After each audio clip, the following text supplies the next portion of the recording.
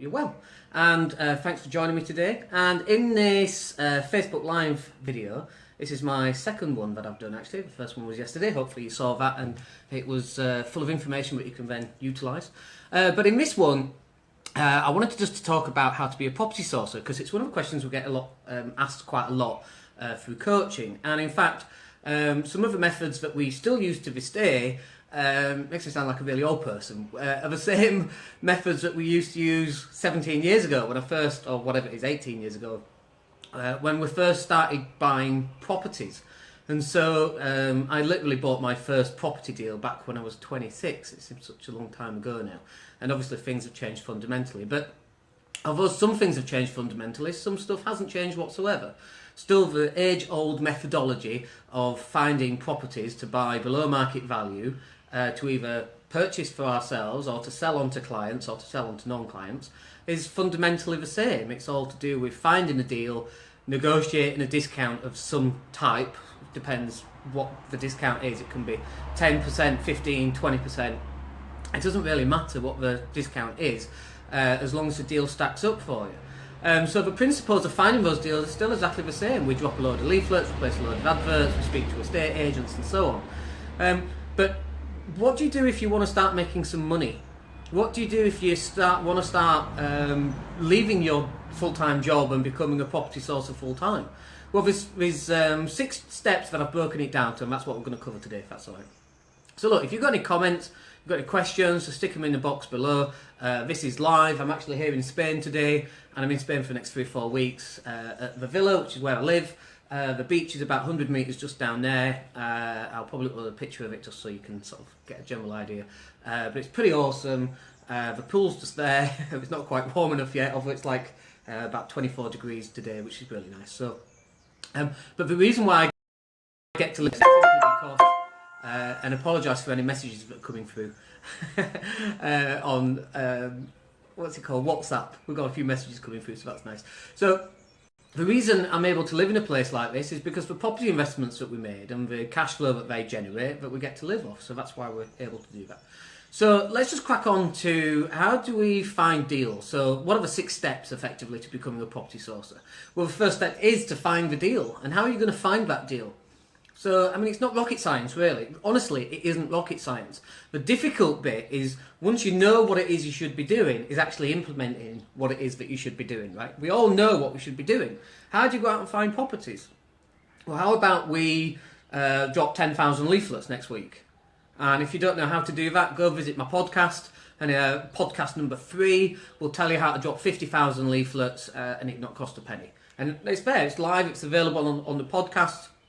And I'll put a link below this video just so you get access to that podcast. But if you want to go to find the podcast now, go to daniellatto.co.uk/3podcast, 3FREE podcast, and then you'll be able to pick it up from there.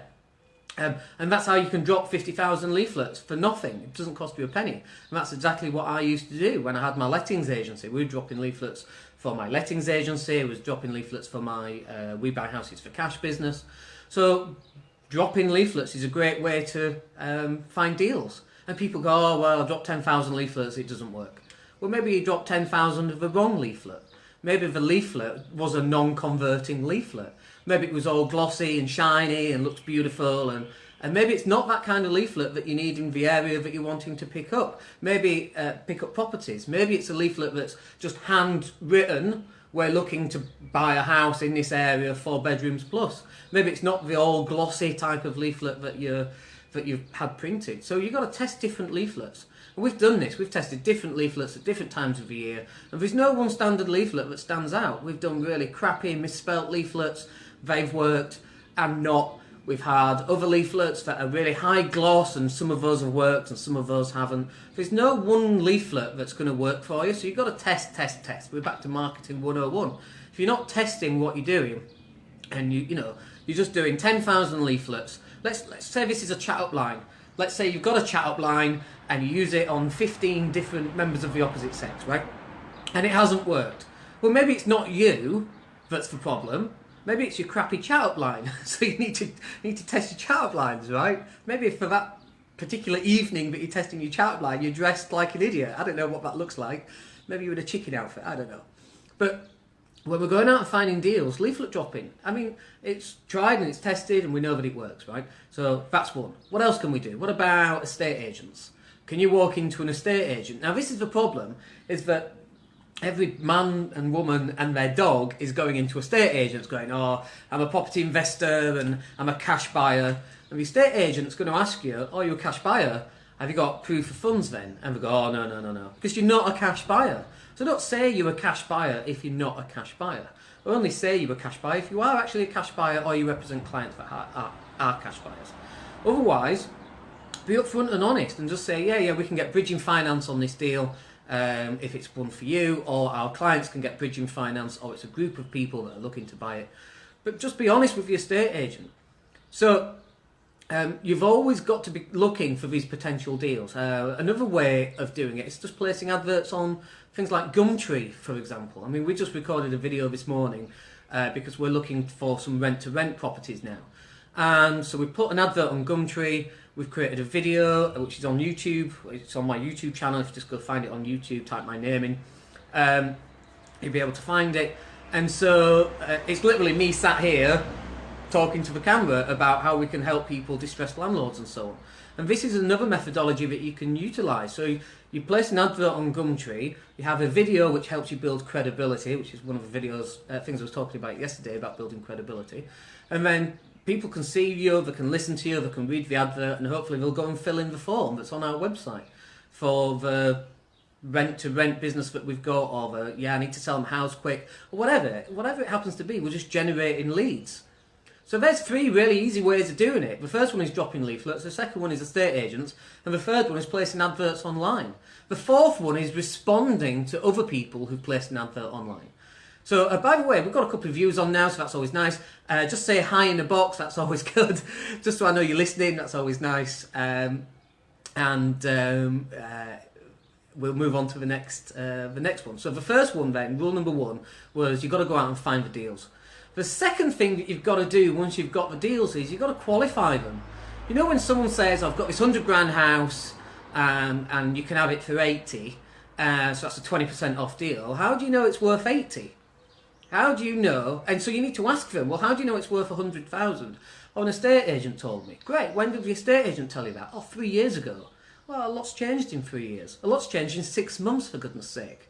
So all sorts of things can happen in the local area that can bring prices down. I mean, for example, in Hare Hills in Leeds, which is where I'm from, I don't know if you can tell from the accent, but in Hare Hills in Leeds, you have one street on the Knolls, and it's, it's quite a low, sorry if you live there by the way, but it's quite a low-end property. 4 beds you're picking up for 60 to 80,000 pounds, and the next street is like a 2-3 bed, I'll say 2 bed, and that's also 60 to 85. Well, how can they be the same price and just 2 streets away?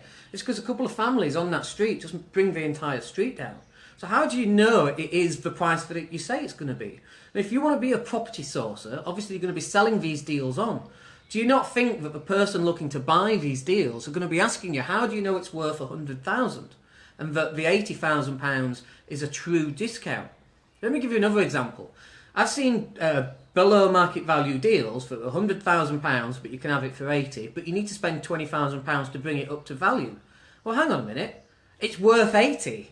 If you've got to be spending £20,000 or let's say £10,000 to bring it up to the 90 grand, it's still only 10% below market value there.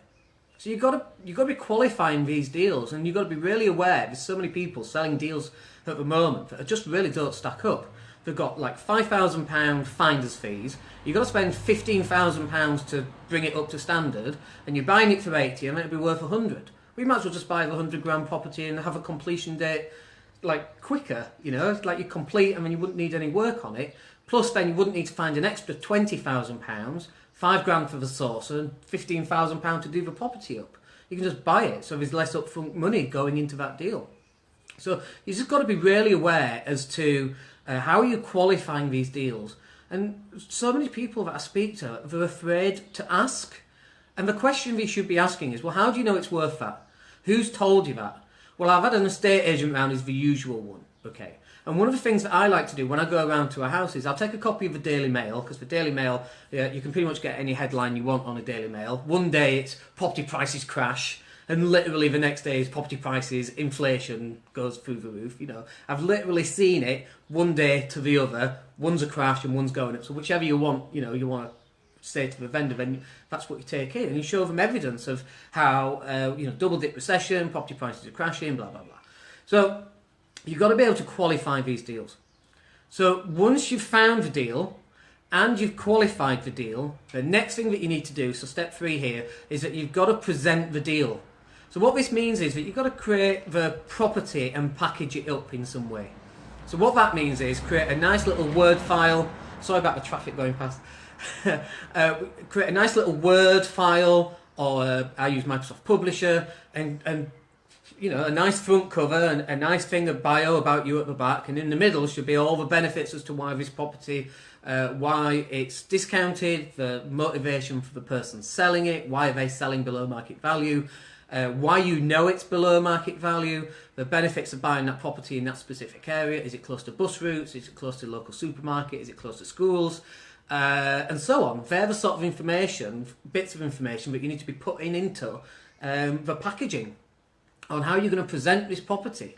So now what you should have is you've got the deal, you've qualified the deal, and now you've got a very nice looking PDF file that you can then send out to your potential customers. So let's talk about potential customers then. You've done the first 3 things and you've got a 20% below market value property. You want to sell it, you want to make $2,000 on it as a property sourcing deal, maybe 3, maybe 1,500, whatever. It depends on where you are in the circle of experience. If you're just beginning your journey, look, just sell it for 500 quid, get your first one in, get that little bit of experience. Because confidence comes from 2 areas, right? So confidence comes from knowledge. Like, everyone's got the knowledge, you see, this is the thing. And if you haven't got the knowledge, well, where do you get knowledge from? Just buy some books, watch a YouTube channel, join a couple of webinars, you can get the knowledge. But the second area where confidence comes from is experience. And if you haven't got the experience, your confidence is really low. And that's the problem, right? So we've got to build confidence. We do that by setting up little victories, as we call them. So just knocking it out for 500 quid, get your first one sold. You can do your next one for 1,000, your next one for 1,500, your next one for 2. And then we're testing the price point as to how good the deal is, as to how much you can actually sell it for. But in order to sell that deal, excuse me, in order to sell that deal, you've got to have investors. So, and by the way, if you're WhatsApping me right now, stop it, because it keeps coming up on my phone. So, if you have all these things in place, but you haven't yet got your investors in place, you're going to find it really difficult to sell this property. So I always say, well, as a property sourcer, you've got 2 customers, right? Your first customer is a person that needs to sell their property or do a rent-to-rent deal, whatever that is, a lease option, whatever. The second person is the person who actually wants that deal from that person. And you're acting as the broker in the middle. So the first person, which is where you're dropping your leaflets, you're speaking to letting agents and estate agents and responding to Gumtree adverts and all that good stuff. That's the person that you need to find. And then you've got to go out and find the investor, and you're the person in the middle. Now, if you've not got an investor list, you can find 100 deals, but you ain't going to sell them. It's really difficult. And when you get an investor on your list, you need to go out and qualify them. Because if they're not qualified either, you know, that person who's an investor and they come to you and say, oh yeah, I've got 100 grand sat in the bank. Great, proof of funds, please. Because how do you know that they're just not bullshitting you? Because that's what happens quite a bit. It's property, for goodness sake. There's so many bullshitters in this industry, it's just off the scale. Everyone's an expert, having only bought 3 properties in the last 20 years. It's just amazing, right? So you've got to qualify these people as to what are you looking for, when are you looking to purchase, what sort of yield do you want? Do you want totally hands-off? Do you want to do some work? Do you want to do some refurbs? Are you looking for flips? Are you happy for rent-to-rent, lease options? And you've got to start building up a database of these type of people. So where do you find a database of these type of people from? Well, you've got to build it up, right? So you go into maybe forums on Facebook, you go to networking events, you would maybe have a podcast, something like, our podcast, we get tens of thousands of downloads on our podcast. It's amazing, right? In terms of building credibility as well, it works really well. But you've got to start building up this list of people who are looking to buy properties from you. And they exist. There's quite a lot of people out there who've got a lot of money. But if you're not surrounding yourself with people who've got a lot of money, it's really easy to see the world as though no one's got any money, because that's your environment. I know when I come from here to Leeds, for example, like, by the way, where we live in Spain, cars are not massive in terms of making yourself feel good as a value, you know, as a valued sort of thing. But when you go over to England, if you've got a Lamborghini or a Ferrari or a Porsche, it's like a status symbol. It doesn't really work here in Spain. Now in Leeds, we don't see any Ferraris, right? We just don't see them. Lambos, we don't see. We see some Porsches, we see a lot of Boxsters and that sort of thing. But we very rarely see Lambos and Ferraris and McLarens, right? We never see them, ever. I don't think I've ever seen a McLaren.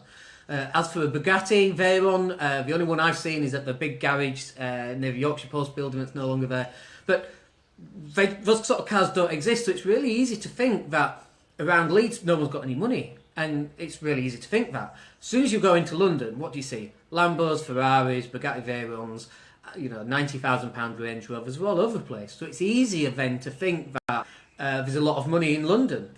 But this is the truth, right? There's lots of money up and down the length and breadth of the UK, but if your environment looks like it's not there, it affects what's going on up here from a confidence point of view. So those investors exist, but you've got to fish where the fish are. So go to where those investors hang out. Ascot Racecourse, networking events in London. Even if you have to get up, go down to London, spend a couple of days there just networking, just to get the business cards, put them in your database and so on, then that's what you've got to do. So then the next bit then, so I'm just checking if there's any messages coming through. By the way, if you're liking this, just hit like, just put some comments in. If you've got any questions, just stick some comments in and we'll go through those for you. So the next bit is to become the broker. So you've got to work out what fees are you going to charge. What services are you going to provide? When are you going to get paid? Are you going to get paid the whole, let's say it's £2,000, okay? You're going to get paid the whole £2,000 up front, which is a bit more difficult to do, obviously.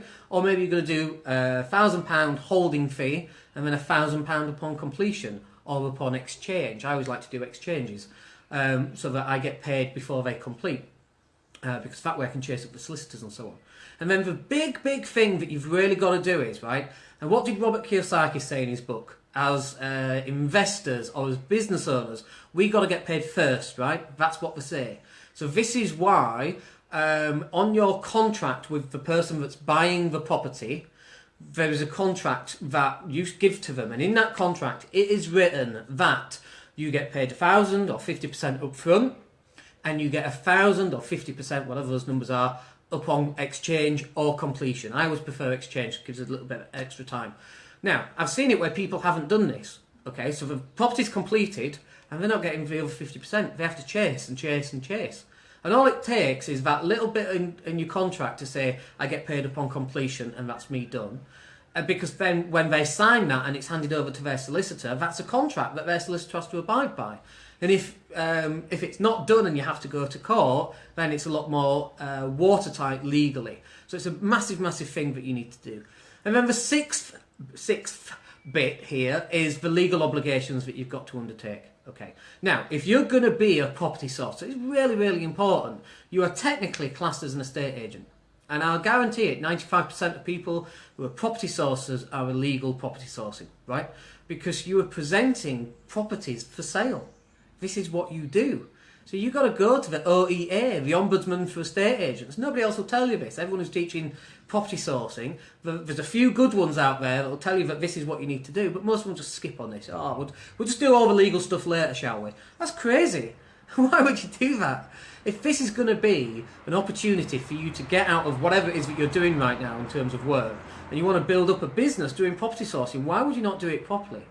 And this is the thing. I know people, and what they do is they stay below the VAT threshold in terms of the services that they provide, and they stay under that VAT threshold because they know that when they go over that VAT threshold, they have to pay out in VAT, right? So they're going to lose some money.